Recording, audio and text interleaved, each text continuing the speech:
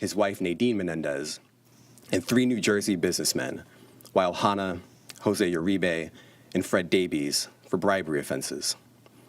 The investigation that led to these charges has been run out of the Southern District of New York.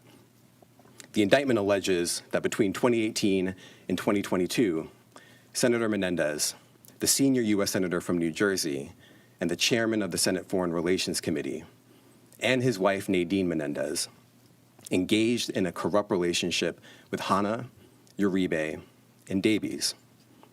The indictment alleges that through that relationship, the senator and his wife accepted hundreds of thousands of dollars of bribes in exchange for Senator Menendez using his power and influence to protect and to enrich those businessmen and to benefit the government of Egypt.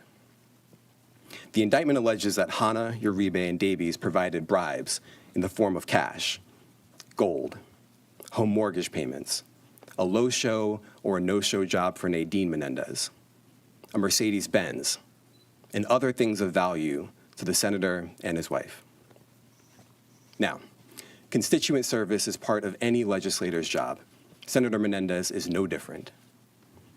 And as we explain in the indictment, there are things that Senator Menendez says he can do for his constituents and things that he says he cannot do for his constituents. He put it all on his Senate website. So for instance, it says he cannot compel an agency to act in someone's favor. It says he cannot influence matters involving a private business. It says he cannot get involved in criminal matters or cases, period. But we allege that behind the scenes, Senator Menendez was doing those things for certain people, the people who were bribing him and his wife. Now let me say a little bit more about the conduct that's alleged in the indictment. The indictment alleges that Senator Menendez took several actions as part of this corrupt relationship.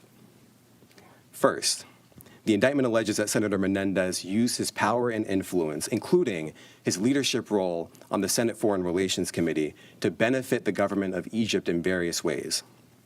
Among other actions, Senator Menendez allegedly provided sensitive, non-public U.S. government information to Egyptian officials and otherwise took steps to secretly aid the government of Egypt.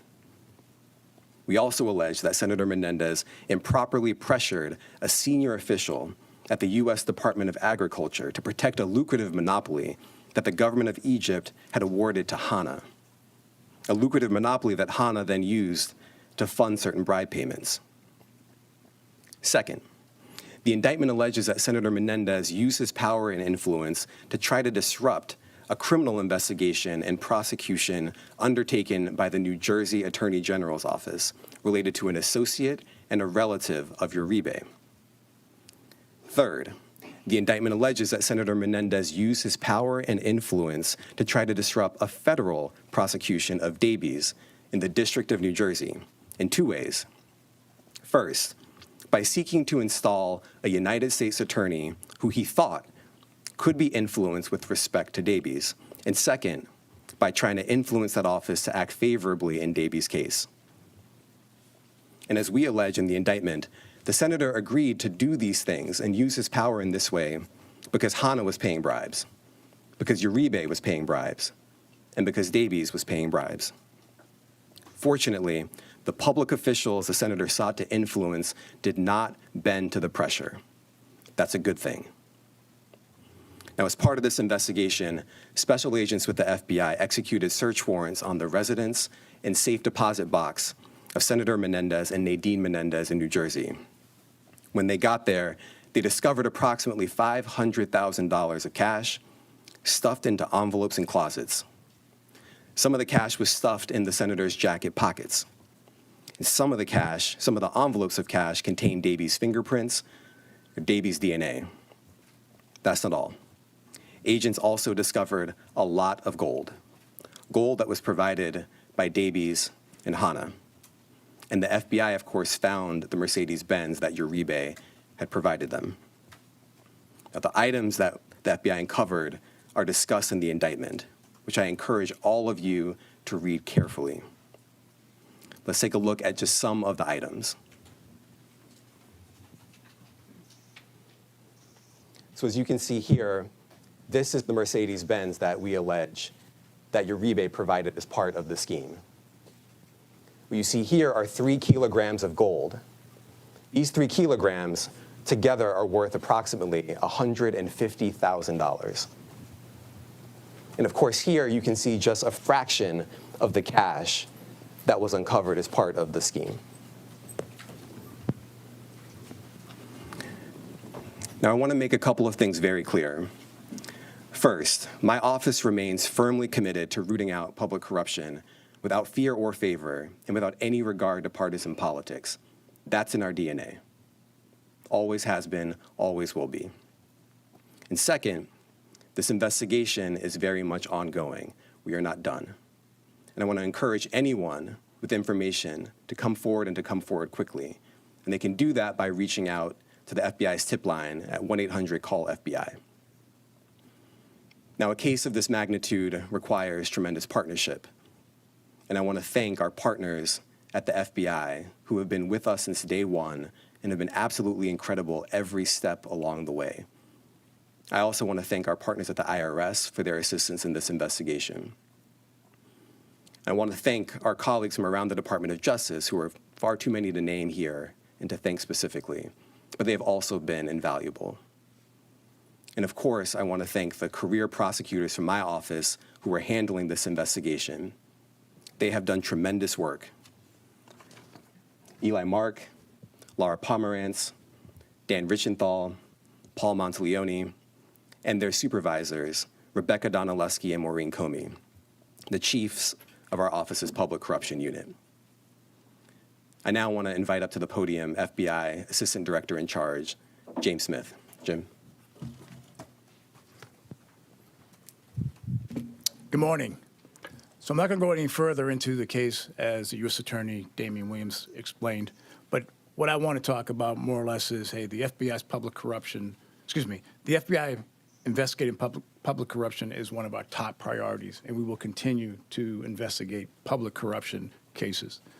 I want to thank the agents, the team over here from the FBI, the IRS, for their hard work into this investigation.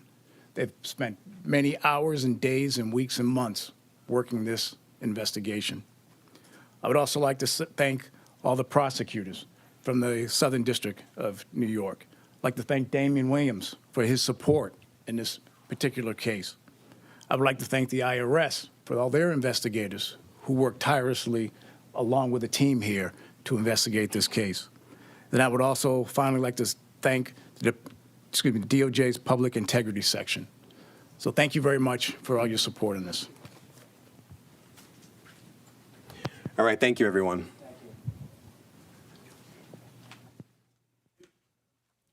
All right, you've been listening to authorities announcing federal bribery charges against New Jersey Democratic Senator Bob Menendez and his wife Nadine. They allegedly accepted, according to the indictment, hundreds of thousands of dollars worth of bribes from 3 businessmen. CBS News legal contributor Jessica Levinson is joining us now for more analysis on this indictment. Jessica, I mean, these are pretty, it's kind of astounding. Chanel and I were just listening to the attorneys there making the case for this indictment, and the federal agents who executed these search warrants on his New Jersey home, the senator's New Jersey home, said that they found, and you saw those images, they found some nearly $500,000 in cash, in clothing, over $100,000 worth of these gold bars. The senator has faced scrutiny from federal authorities in the past. Even back in 2017, there was a corruption trial that ended in a mistrial because the jury was unable to reach a verdict in that case. But this is incredibly serious. This is incredibly serious. I would argue, Vlad, that the other case was serious too. It was just shows you that these cases can be difficult to win. But this is a very serious case going to the heart of someone's ability to be a public servant. And really, the allegation here is that he abused the public trust, that he used this official position and he used it to increase his own bank account and his wife's bank account. He didn't use it to serve us. He didn't use it to make decisions in the public good. What he tried to do is to use this elected office. He was first appointed, then reelected. He used this office to try and enrich himself. And that is deadly serious when it comes to our elected officials. I wonder if you can speak to us about how we got here to this moment. We talked about the previous indictment and charges. 2 times this has happened now in just the last decade. I mean, what does this say about where we're at?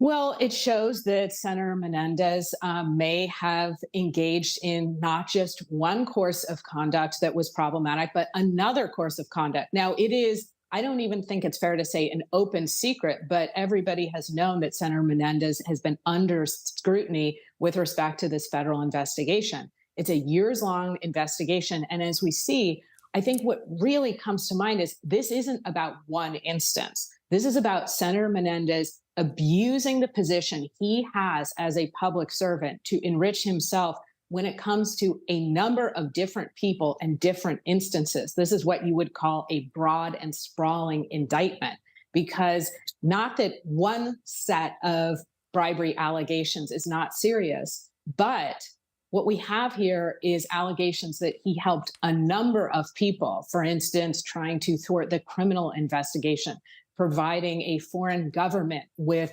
sensitive information. That this is, frankly, the allegations are, I think, how he conducts business. Yeah, and Jessica, I want to hone in on that particular charge. The indictment alleges that, as you point out, that the senator sought to benefit the government of Egypt, a foreign government, including providing secret, sensitive U.S., not secret perhaps, but sensitive U.S. government information. That alone is as serious of a charge. I mean, corruption, you might find a lot of people watching this and say, oh, a politician in Washington corrupt? I mean, breaking news. But these are serious allegations. And in this one particular case, I would think that as a sitting United States senator, if you're being accused even of doing something like this, at the very least, you should consider resigning. But it sort of boggles the mind. Vlad, I'm really glad that you brought that up, because the very first class I ever taught was a class called campaign finance law. And I think a lot of people feel that our current legal system actually does allow for bribery. As you said, breaking legal news, an elected official or a senator acted in a corrupt way, because what our system allows is for donors to give large sums of money and spend large sums of money to elect our officials. That's just the system we've created. Some people think it protects our freedom of speech. Some people think it is, as I said, legalized bribery.